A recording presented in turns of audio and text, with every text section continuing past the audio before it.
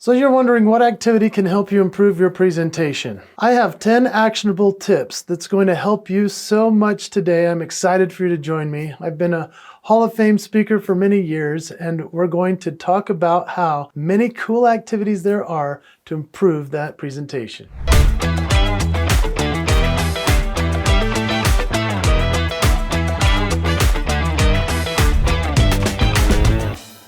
Number one, let's talk about mindful listening practice. When it comes to being a great listener, we need to be mindful about what we're listening for. I would recommend that in order to become a better presenter, we need to watch a lot of other presenters speak. Watching a TED Talk, taking the time to analyze what they're doing. If you have Netflix, there are speakers that have specials on there that really can help you stand out in terms of watching what they do so that you can do your own version of that as well. It's also great to listen to podcasts and to those people that speak really well on the radio especially, because as we listen to the way that they deliver, their presentation is so good that we can say to ourselves, am I articulating my words that well? Am I getting through the presentation to a point that people want to keep listening? Am I creating hooks and other quotables that make it so that people want to follow me? And so when it comes to presenting, the first thing is listening mindfully. I would also recommend improv sessions. Yeah, those are scary. And I did improv years ago. I need to probably go jump back into this because it's one of the most intimidating practices I've ever tried. So you can go to a local college or you can go to a community center. A lot of places, even comedy clubs and theater troupes, have improv opportunities for you to check out. What's fun about improv is that it's scary. And if you want to become a better presenter, you need to kind of lean into the scary once in a while. Unfortunately, a lot of speakers think to themselves, well, I'm good enough. I do this well. I like to say, what can I continually fail at in order to succeed even greater at my speaking? Taking improv classes is great. Why? Because you're showing up with nothing prepared, and they teach you the framework around which you can work with others in order to create something significant and custom in the moment. It's such a cool experience. It's very hard. It doesn't matter if you screw up or you're not good at it. Just by being around other people who are going through the same situation is going to be an awesome experience. So I dare you to try improv classes. The other thing with the improv, maybe go with a friend or two, or maybe not. Maybe go alone so nobody sees how bad you are at it. That's okay. It's fun actually to go with some friends because you'll laugh about that for the rest of your friendship and life. It's so interesting when we have these experiences, and actually it creates more stories for you to be able to share as you speak in the future. Another activity I recommend is to video record and audio record yourself. Do this as much as you possibly can. In fact, I'm recording this right now on this camera, and this allows me to then eventually go back and watch what I presented to you. One of the things that I like to do that most speakers have never thought of is I'll turn the audio off completely on a video, and I'll see what my face is doing, what my hands are doing, how my body's positioned, if I appear confident or if I look like I'm scared. That's a very interesting way to watch yourself on video without the audio. But then, watching it with the audio, seeing if what you're saying matches up with what you're doing with your hands or your face. If I'm talking about something that's really sad, like, oh, it was really sad because my dog died. I mean, that looks tragic, doesn't it? I have a smile on my face. So making sure that your body and your face and your words all match. Make it so that people go, oh man, his dog died. And I'm going, and then my dog died. It was a tragic experience. I mean, now it looks a little bit more believable, right? When it comes to the audio side of things, I love to record every presentation I do. In fact, if I don't have a video of it, I always have it recorded on my phone. Every time I take the stage, I'll make sure to get the audio recorded through voice memo. When I'm done with the speech, I'll listen back on that in order to listen to what I said well. Maybe I said something in a new way. Maybe the audience laughed in a place they never have before. And I'm so grateful I captured it in audio. Unfortunately, a lot of speakers forget to do this practice as well. And they miss lines or great moments that happen, as well as opportunities to improve in the future. So listen back, watch it back, video and audio record.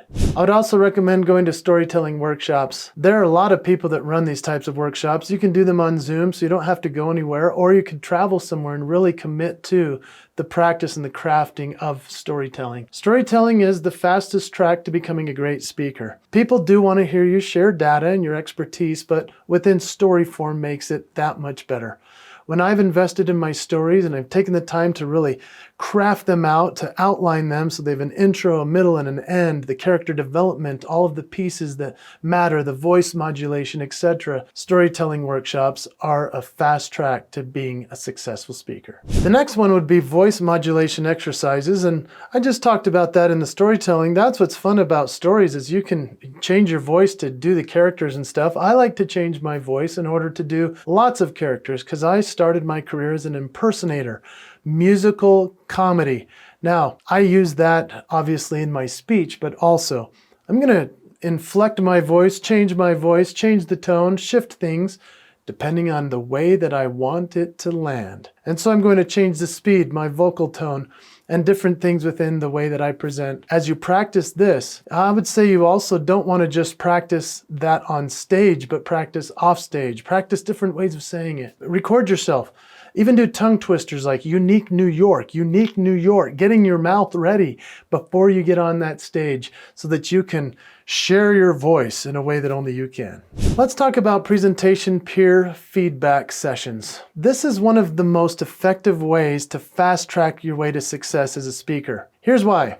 When you speak, if you have your peers in the audience, you're going to do it a little bit different that time. You're going to be on your game at another level. I've invited speakers that are way better than me and speakers that are still learning to come and observe me giving a presentation, and this allows me to ask for feedback from people who have my best interest at heart. One of my dearest friends, his name is Steven Shapiro. Steven Shapiro is a genius, and he's got a different brain than me in every capacity. I mean, I'm the entertainer, and he's the intellectual. And so what we decided to do one time was hole up in Las Vegas. We went to a hotel for 3 days, and we watched each other's presentations over and over, and we dissected them. We ripped them apart. We figured out ways how he could be more entertaining and how I could share my processes more intellectually. It changed the trajectory of my career. If you have a friend that you trust that is so smart or sees the world in such a different way than you, I would recommend that you do this type of peer collaboration where they can give you feedback in real time. They have your best interest at heart. And that's where Steven Shapiro and I came up with, for me, one of the most important parts of my career. It's where I dissect and help you discover your signature moves. You see, in the past, I used to say to an audience, hey, figure out your signature moves. Have a good night. And then I'd leave. Steven Shapiro questioned that. He said, hey, you need to come up with a process that people can do that would help them to understand their signature moves.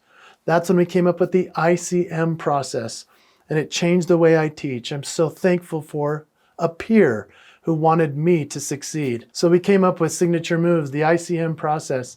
If you're interested in going through that, you can get it at jasonhewlett.com/ICM. And I'd also like to give a plug to my buddy, Steven Shapiro. Go check out his website. He speaks about innovation. He's got so many great books. He's just one of the geniuses I know. StevenShapiro.com, one of my favorite speakers in the Hall of Fame, and the best guy you can have as a friend. Another activity to improve your performance is visualization techniques. If you've ever visualized yourself in your youth, maybe you were in sports or you were in dance, people learn when they're young how to visualize their own success, and unfortunately a lot of coaches don't place as much importance on this as they should. I can tell you though that when I visualize success from the stage, successful things happen. If you visualize that you're nervous and you're worried and not sure how you're going to perform and look on that stage, it's going to come across. But if you visualize that you're going to get that standing ovation and you're going to get cards from people wanting you to come speak after, and you visualize your greatness, yeah, it's going to happen. So make that an activity before every presentation. Let's talk about cross-training in public speaking. And I'm not talking about athletics cross-training. I'm talking about doing something that's a little bit different than just practicing speaking itself. There are so many reasons why great actors in movies always go back to Broadway and work on their theater performance. It's because it translates over both. It's cross-training. It's the same as with a speaker who goes and tries out at a comedy club at an open mic night. Now, maybe you don't see yourself as a comedian. That's okay. Go tell a funny story at a comedy night and see how it translates.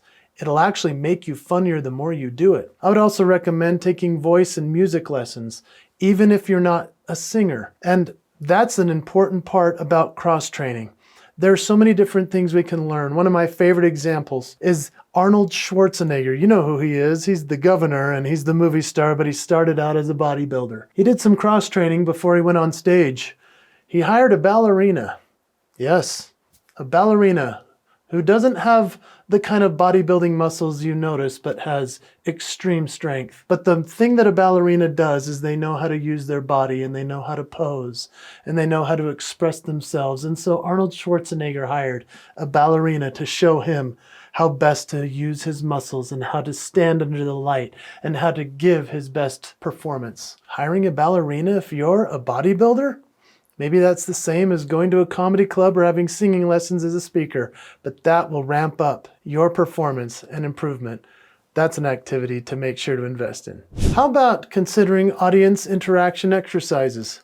These are fun because you can actually bring the audience into your presentation by having them do a QR code with their phones, and then they can interact with you as in polls and other types of question and answer. There are softwares like Mentimeter.com or Talkadot.